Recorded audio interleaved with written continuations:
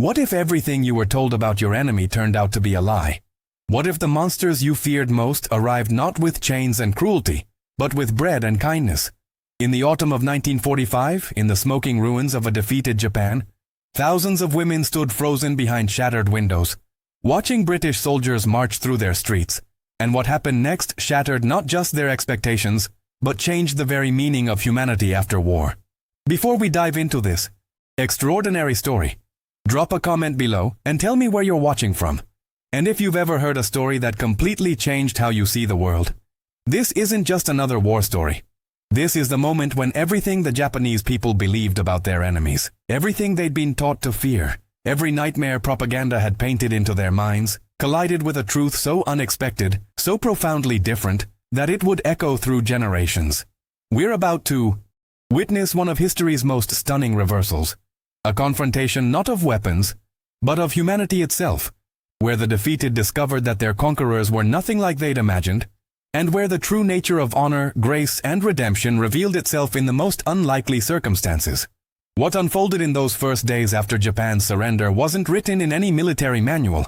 It was written in the hearts of ordinary people caught between the ashes of their past and an uncertain future, and the lessons learned in those moments remain more relevant today than ever before. Let me take you back to September 1945. Japan has just surrendered after the atomic bombs fell on Hiroshima and Nagasaki. Cities across the nation lie in ruins, skeletal frames of buildings reaching toward gray skies like the broken ribs of a dying giant.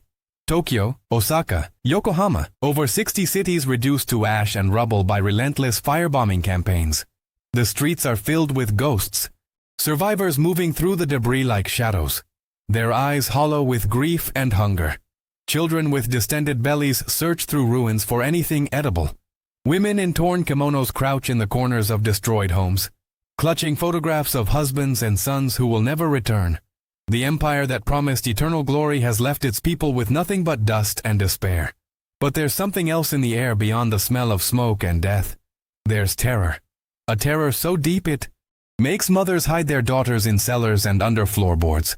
For years, the imperial government had filled the minds of its citizens with propaganda so vivid, so horrifying, that surrender seemed worse than death.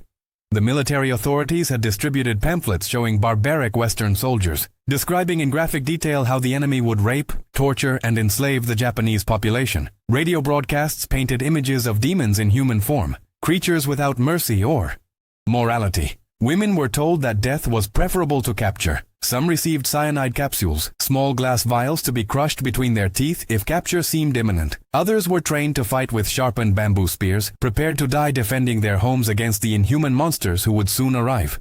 In the final months of the war, the government had pushed this narrative to its extreme.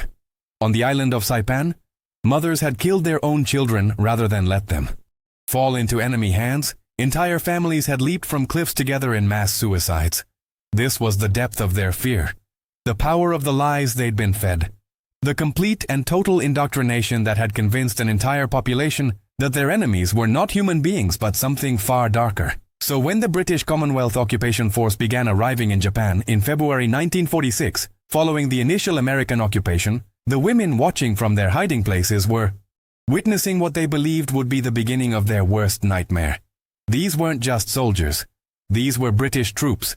Men from the very nation that Japan had fought so bitterly across Asia, whose prisoners they had held in camps under brutal conditions, whose comrades they had killed in jungles from Burma to Singapore.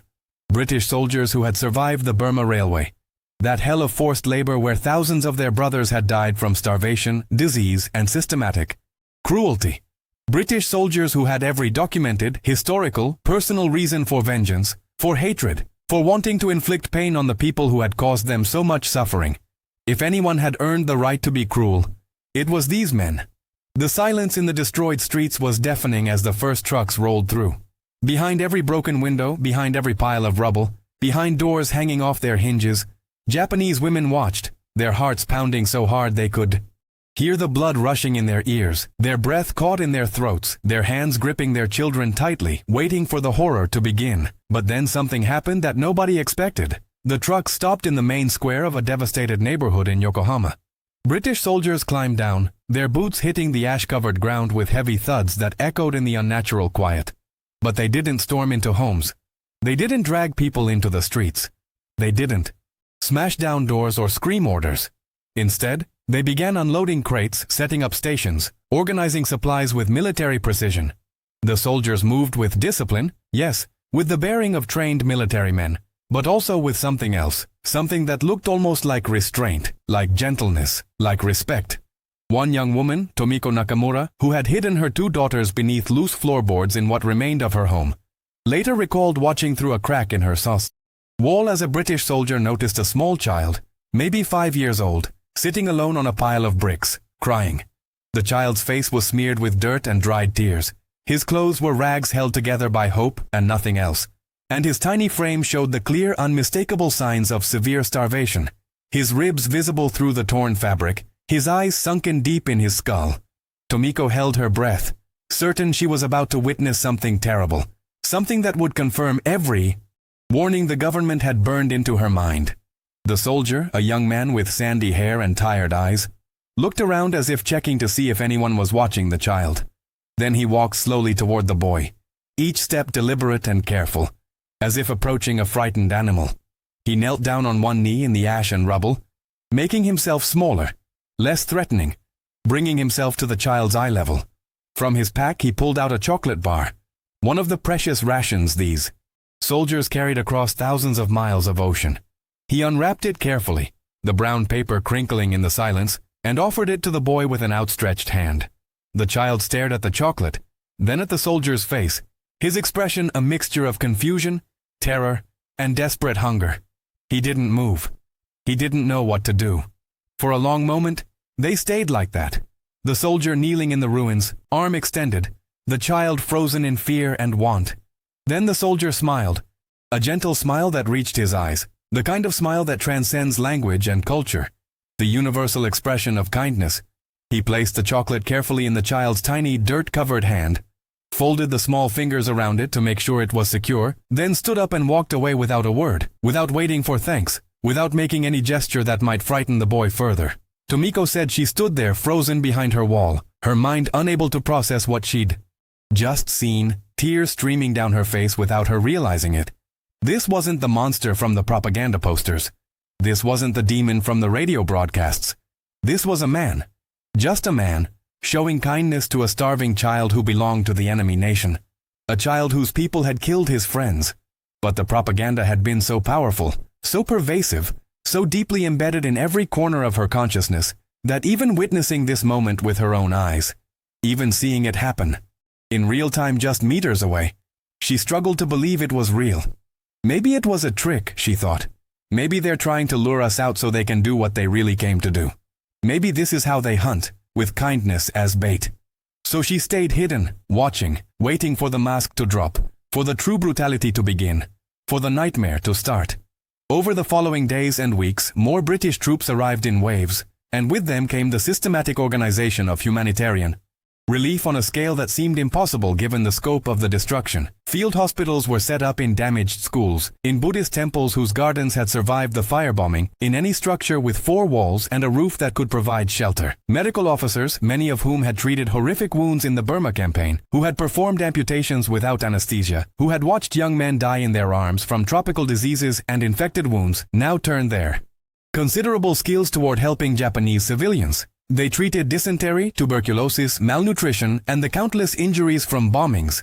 They treated radiation sickness in survivors from Hiroshima and Nagasaki, conditions they barely understood but tried desperately to help with whatever limited knowledge and medicine they possessed.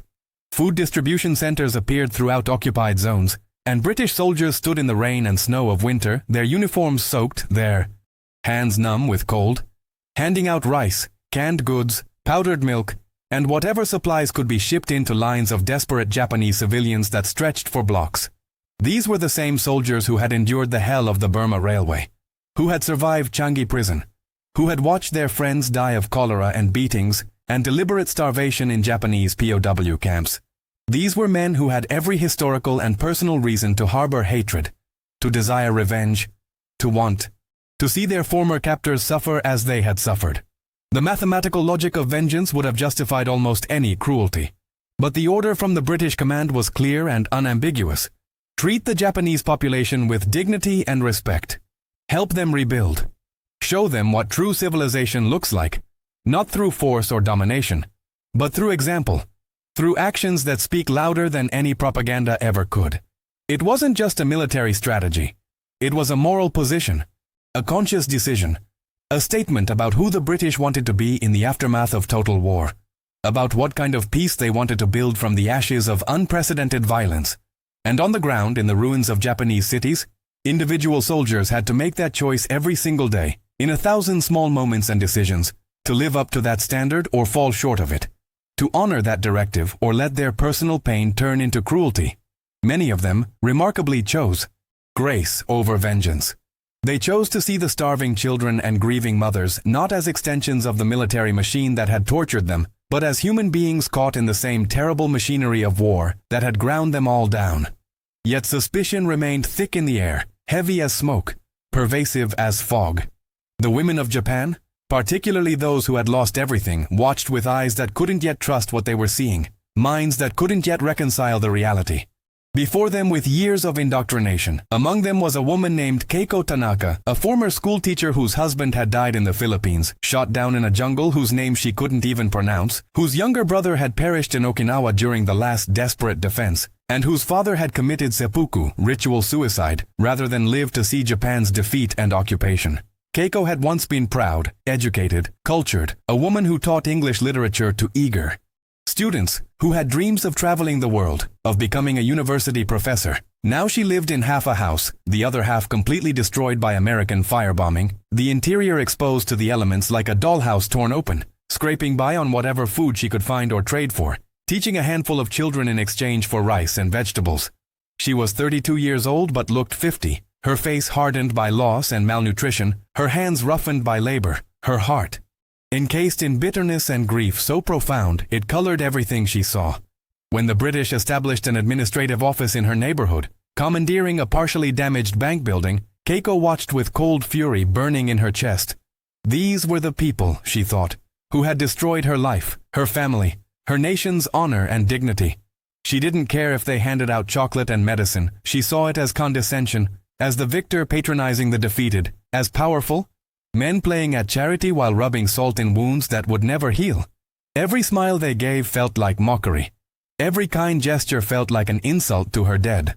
One afternoon, as she walked past the British distribution center on her way to trade her last family heirloom for food, she saw a British officer, a Major William Ashford, standing outside under a grey sky, organizing the daily food distribution with clipboard and precise movements. He was tall and thin, with lines on his face that spoke of exhaustion and something deeper, something sad and haunted in his eyes despite his professional military demeanor. He was directing his men to ensure that elderly Japanese citizens and mothers with children were served first, checking personally that the portions were fair, that no one was being cheated or turned away, that the most vulnerable received priority. Keiko felt rage boil inside her like acid, burning away any capacity for rational thought. How dare he act like a savior? How dare he pretend to care after what his people, his nation, his military had done to Japan? How dare he stand there looking noble while her family was dead and her country was in ruins? Without thinking, driven by months of suppressed anger and grief that had nowhere else to go, she strode forward with her fists clenched and stood directly in front of the major, close enough that he had to stop what he was doing and look at her. The crowd of Japanese civilians around them fell silent. Immediately, conversations dying mid-sentence, sensing confrontation, danger, the potential for violence. The tension was palpable, thick enough to cut, like electricity crackling in the air before a lightning strike that might destroy everything it touches. "You think you're noble?" Keiko said in clear, precise English, her voice sharp as broken glass, cutting through the silence. She had been an English teacher before the war, had loved the language, had taught Shakespeare and Dickens to teenagers who dreamed of the wider world, a fact she now almost regretted, wishing she couldn't communicate with these people, couldn't give voice to her rage in words they would understand. "You think you're good people. You come here with your food and your medicine, with your smiles and your chocolate, and you think that makes you civilized? You think that erases what you did to our cities, to our families, to our children?" Major Ashford looked at her, his expression unreadable for a long moment, his blue eyes studying her face with an intensity that made her uncomfortable. Several British soldiers nearby tensed visibly, their hands moving closer to their weapons, ready to intervene if this woman posed any threat to their commanding officer. But he raised his hand slightly, a subtle gesture, signaling them to stand down, to let this play out. He studied Keiko's face more closely, seeing not just anger but profound pain, seeing a woman drowning in grief and looking for someone to blame, someone to hit, somewhere to direct the agony that had no other outlet. "No, madam," he said quietly, his voice gentle but firm, measured and calm. "I don't think it erases anything. Nothing can erase what this war has taken from you or from us. We're not here to pretend the past didn't happen. We're not here to make you forget." "Then why are you here?" Keiko demanded, her voice rising, attracting more attention, more onlookers gathering at the edges of the confrontation. "To gloat? To show us how merciful you are while we starve in the ruins of what you destroyed? You want to parade your superiority? Do you want us to bow down and thank you for not killing us all? Is that what this is? Some performance of British nobility while we suffer?" The crowd of Japanese civilians watching held their collective breath. This woman, this brave or foolish woman, was saying what many of them felt but feared to voice, giving words to the humiliation and anger they all carried but dared not express. They expected swift punishment, expected the major to have her arrested immediately, or struck down for such public insolence, such direct confrontation with military authority. This was how power worked everywhere they'd ever known, wasn't it? The conquered did not speak to the conqueror this way. Disrespect toward authority meant consequences, meant violence, meant punishment severe enough to serve as an example to others. But Major Ashford did not raise his voice. He did not signal for her removal or arrest. He did not call for guards or make any threatening gesture. Instead, he looked at her with eyes that held no anger, only a deep, abiding sadness that seemed to age him decades in that moment. His jaw tightened slightly, and when he spoke, his voice was even quieter, forcing everyone to lean in to hear. "We're here," he said slowly, choosing each word with visible care. "Because war destroys everything it touches, and someone has to try to build something better from what's left. Not to erase the past, but to prevent it from being the only story we pass on to the future. Not to make you forget, but to show you that another way is possible. Another way." Keiko's laugh was bitter, harsh, a sound like breaking glass. "You speak of another way while standing in the ashes of my country, while my husband's body rots in some jungle, while my brother's bones lie scattered on Okinawa, while my father's blood stained the floor of our family home because he couldn't bear the shame of defeat?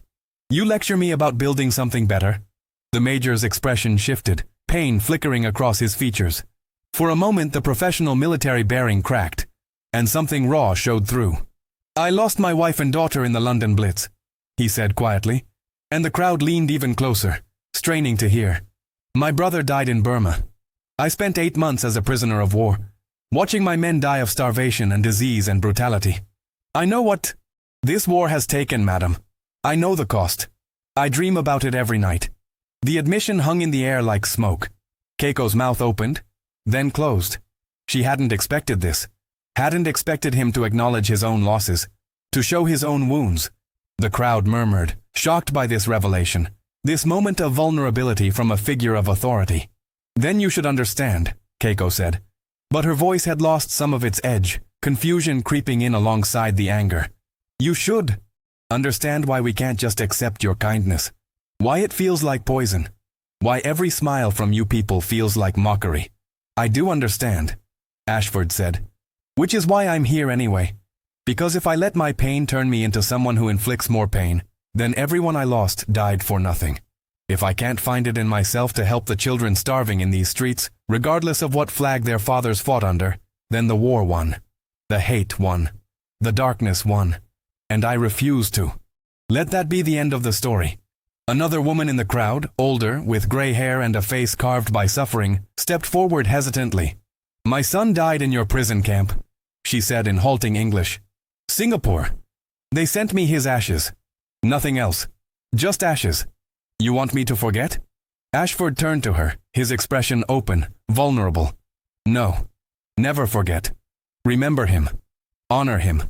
But don't let his death be used to justify more death, more hatred, more suffering. That's all I ask. That we try, however hard it is, to break the cycle." A man at the back shouted, "Easy words for the winner." Others murmured agreement. The tension, which had briefly softened, sharpened again. Keiko felt it, the crowd's energy, The potential for this to spiral into violence or chaos. But then something unexpected happened. A young British soldier, barely 20, with red hair and freckles, stepped forward nervously. "Sir," he said to Ashford, his voice shaking slightly. "Permission to speak?" Ashford nodded. The young soldier turned to the crowd, his face flushed. "My dad was in Changi," he said simply. "When he came home, he wasn't the same man. Wouldn't talk about it. Had nightmares every night until he died last year. I joined up because I wanted to understand what happened to him. I came here expecting to hate you people." He looked directly at Keiko. "But I can't. I see kids here who look like my little cousins. Old folks who remind me of my gran. I don't know how to hate them. For what soldiers did in a war, I don't think my dad would want me to." The silence that followed was profound. Absolute. Keiko felt tears threatening, angry at herself for the weakness. Angry at this boy for making her feel anything other than righteous fury. "This is manipulation," another Japanese man said, stepping forward, his voice hard. He was well dressed despite everything. Clearly someone of former status. "Emotional manipulation. You soften us with stories and charity so we accept your occupation, your control, your dominance. You think we're fools?" Ashford met his gaze steadily. "I think you're survivors. I think you're people trying to make sense of catastrophe, just like we are. And I think every day we choose what kind of people we're going to be going forward. I can't force you to trust us. I can only show you through our actions day after day who we choose to be." "And who is that?" Keiko asked, her voice quieter now, less hostile, more genuinely curious despite herself. "People who remember the war," Ashford said, "but refuse to be defined by it. People who choose to see the humanity in our former enemies. People who believe that peace is built not through force or domination, but through patience, understanding, and yes, through acts of grace that feel uncomfortable and difficult, and maybe even foolish." The crowd was restless, murmuring, arguing among themselves. Some looked skeptical, others thoughtful, others openly hostile still. Keiko stood there, her mind churning. Everything she'd believed being challenged, her grief and anger warring with something else, something she didn't want to name yet. Then a small girl, maybe 7 years old, broke from her mother's grip and ran toward the British soldiers' supply station. Everyone froze, watching. The girl stopped in front of a stack of food crates and looked up at a British sergeant, a massive man with a scarred face and hands like slabs of meat. "I'm hungry," she said in Japanese, not knowing he couldn't understand the words but making her meaning clear with her sunken cheeks and her thin arms. The sergeant knelt down, just as the soldier had with the boy days before. He reached into a crate and pulled out a tin of biscuits, opened it carefully and offered it to the girl. She took one hesitantly, bit into it, and her face transformed with the simple joy of food. The sergeant smiled, a genuine smile that made his stern face almost gentle, and gestured for her to take more. The girl filled her small hands and ran back to her mother, who stood there with tears streaming down her face. "That's why we're here," Ashford said quietly, watching the scene. "For moments like that, for the chance that maybe, just maybe, her generation won't have to hate mine, won't have to inherit our war." Keiko felt something inside her crack, a hairline fracture in the wall she'd built around her heart. She didn't trust it. She didn't want it. But she couldn't deny it either. "It's not that simple," she said, but there was less conviction in her voice now. "No," Ashford agreed. "It's not. It's probably the hardest thing any of us will ever do. Harder than fighting, harder than surviving, choosing grace over vengeance, choosing hope over despair, choosing to build rather than destroy. That's the real victory. Not the one decided on battlefields, but the one decided in moments like this, when we choose what kind of people we're going to be." Over the following weeks, something shifted. Not immediately, not dramatically, but slowly, like ice melting in spring. Keiko found herself walking past the distribution center regularly, watching the interactions between British soldiers and Japanese civilians. She saw a British medic spend hours with an elderly Japanese man who was dying of cancer, couldn't be saved, but shouldn't die alone. She saw soldiers playing with Japanese children, teaching them games, making them laugh, sounds she thought she'd never hear again. She saw Major Ashford personally intervene when a Japanese merchant was being cheated by another occupation official, standing up for justice regardless of nationality. Each small act was a drop of water wearing away stone, persistent, patient, undeniable. One day, a crisis erupted. A young Japanese man, clearly disturbed, emotionally broken by the war, attacked a British soldier with a knife, shouting about revenge, about his dead family, about honor. The soldier was wounded but not critically. The crowd tensed, waiting for retribution, for collective punishment, for the mask to finally drop and the brutality to begin. British soldiers surrounded the attacker, weapons drawn. This was it, everyone thought. This is where the facade ends. But Ashford arrived, pushed through the crowd, assessed the situation. "Lower your weapons," he ordered his men. They hesitated. "Lower them. Now." They obeyed reluctantly. Ashford approached the young Japanese man, who was on his knees, knife fallen from